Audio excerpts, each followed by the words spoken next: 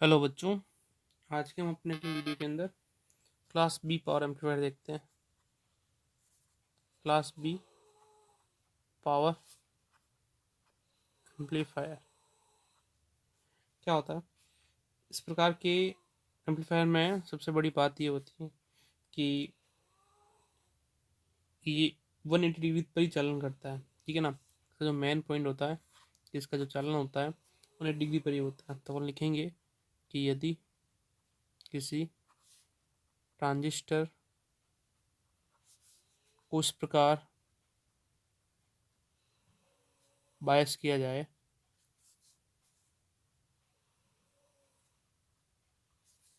कि वह केवल 180 डिग्री के लिए ही चालन करे, तो इस प्रकार बने प्रवर्धक को क्लास बी पावर एम्पलीफायर कहेंगे।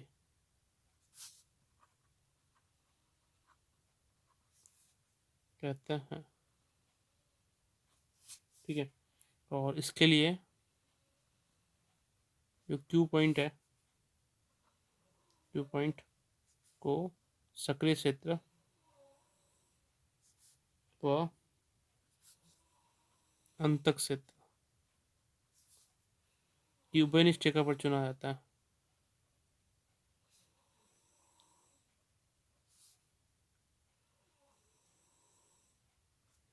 ठीक है।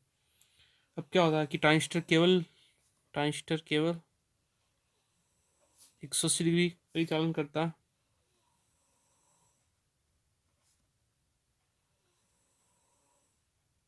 तो निर्गत संकेत विकृत प्राप्त नहीं होता है। निर्गत संकेत विकृत प्राप्त होता है। ठीक है। विकृत प्राप्त होता है, विकृत प्राप्त होता है। और ट्रांजिस्टर अधिक गर्म नहीं होता है। और ट्रांजिस्टर अधिक गर्म नहीं होता है।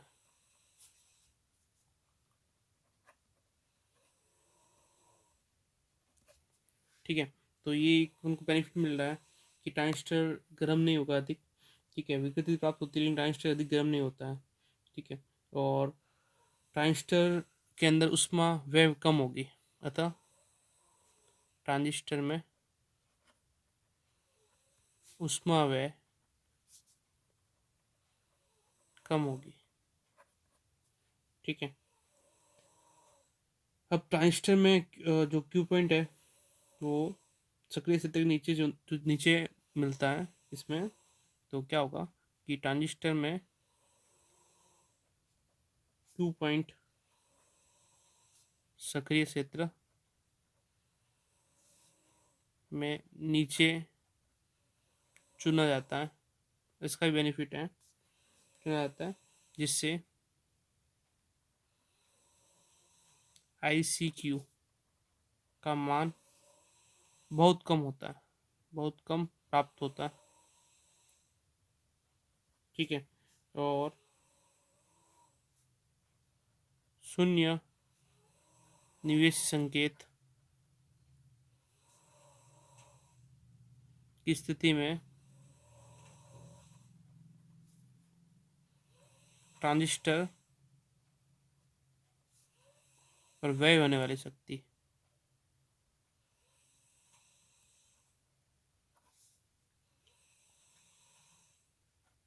शक्ति जो होगी यहाँ पे VCC इंटू ICQ होगी, नगण्य नगण्य होगी। ठीक है।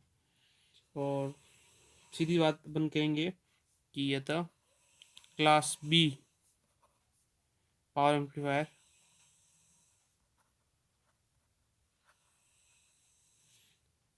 में व्यय होने वाली शक्ति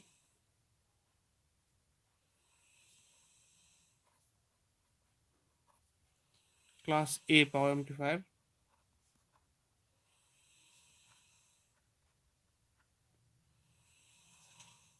की तुलना में घट जाएगी, जिससे दक्षता बढ़ जाएगी। ठीक है, तो ये अपन देखेंगे किस तरह से ये दक्षता बढ़ती है क्लास बी पावर एम्पलीफायर के अंदर। तो इसका जो अपन बनाएंगे, आपको कैसे बनेगा वो अपने लिए कुछ इस तरह से बनेगा।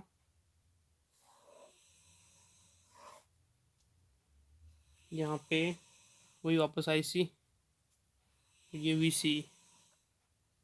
ठीक है, और ये रहेगी अपनी धारा। ठीक है, अब अपन यहाँ पे जो लेंगे क्यू पॉइंट एकदम नीचे लेंगे सक्रिय क्षेत्र के। ठीक है, तो इसको अपन और जो धारा होगी वो भी क्या होगी, आधे क्षेत्र की 180 डिग्री परिचालन करेगी। तो ये इस तरह से हो जाएगी।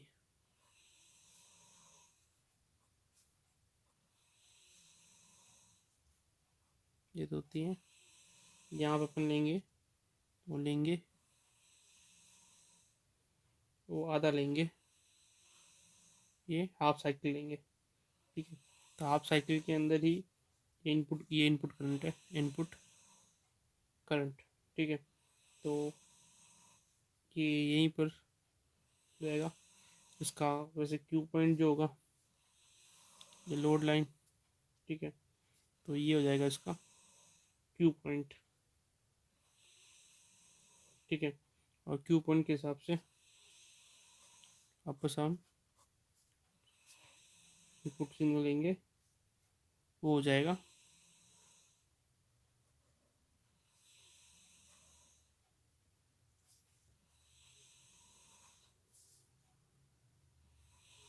कुछ इस तरह से।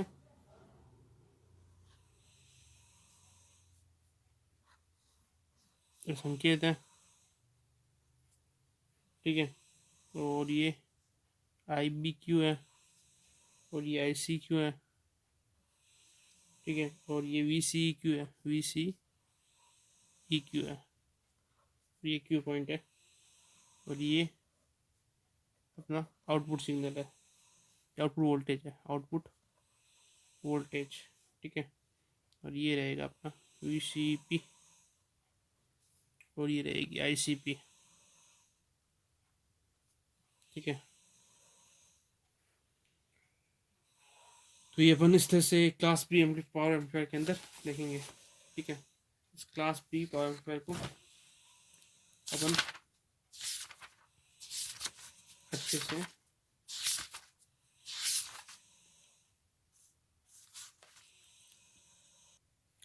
अपन आगे इसकी दक्षता की बात करेंगे। जो दक्षता एफिशिएंसी वो कैसे निकालेंगे, नीटा।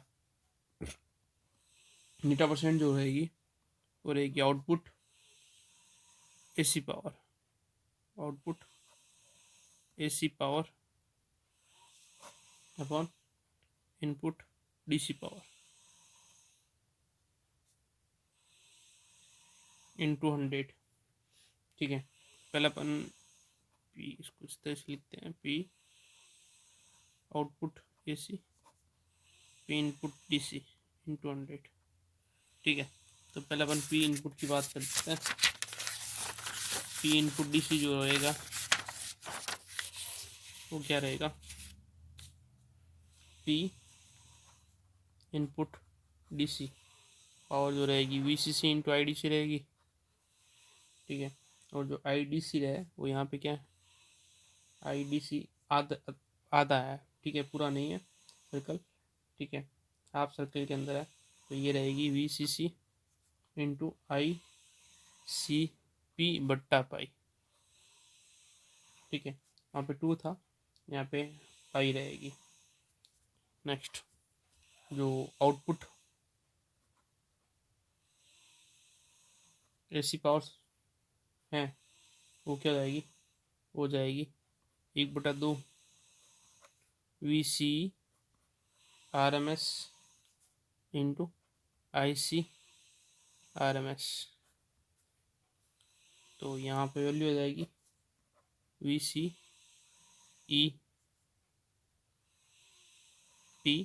Upon √2 into ICP upon √2। और यहाँ पे वैल्यू मिलेगी अपन को कितनी, √2 into into 2 4 VCP into ICP। अब ये समीकरण 1 और 2 का मान अपन नीटा के अंदर रखते हैं।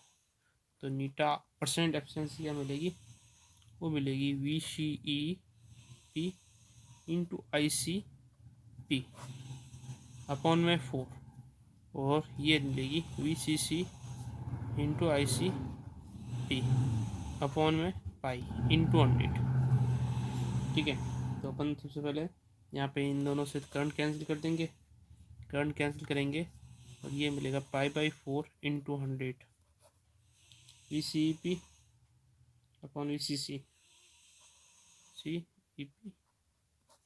VCC। ठीक है, अब इसको कट करेंगे तो मिलेगा 25 पाई VCEP अपॉन VCC। ठीक है, तो क्या होगा यहाँ पर, अगर अपन मैक्सिमम एफिशिएंसी बात करते हैं, ठीक है ना, अधिकतम मैक्सिमम एफिशिएंसी बात करते हैं, ठीक है, तो यहाँ क्या कर देंगे, VCEP को VCC के बराबर कर देंगे, लिखेंगे 4 मैक्सिमम एफिशिएंसी, अधिकतम दक्षता के लिए VECP जो है VCC के तुल्य रहेगी। ठीक है, तुल्य रहेगी तो नीटा परसेंटेज की वैल्यू रहेगी 25 इंटू पाई। पाई का मान होता है 3.14। सॉल्व करेंगे तो मिलेगा लगभग 78 के आसपास। ठीक है, तो सीधी सी बात है, क्या कहेंगे अपन, अतः DC निवेश DC संकेत का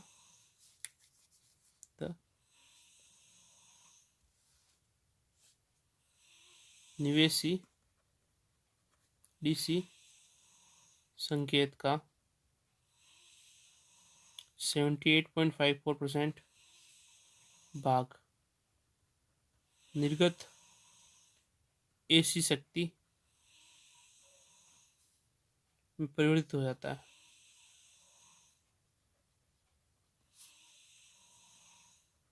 ठीक है, इस प्रकार क्लास B शक्ति प्रवर्धक बहुत ही अधिक दक्षता प्रदर्शित करता है। ठीक है, परंतु निर्गत संकेत केवल 180 डिग्री के लिए ही प्राप्त होता है।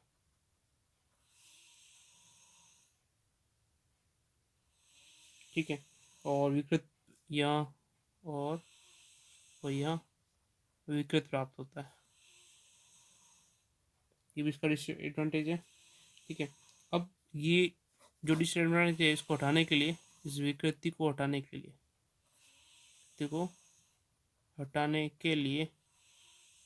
क्या करते हैं हम, क्लास B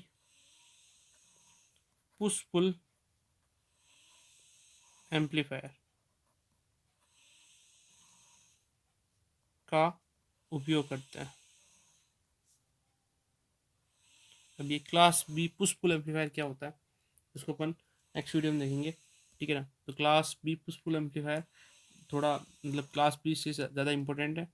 ठीक है, इसके अंदर सिंपल सी बात है कि जो अपन ने क्लास A के अंदर देखी थी एफिशिएंसी, ठीक है ना, वो कितनी थी, 50% थी।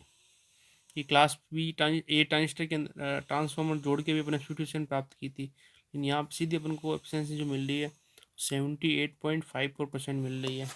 ठीक है, तो अपने जो परिपथ के अंदर क्लास B पावर एम्पलीफायर बनाया था। ठीक है, तो इससे अपन को ये फ़ायदा मिलेगा यहाँ पे, ठीक है, कि अपनी जो एफिशिएंसी है वो बढ़ जाएगी।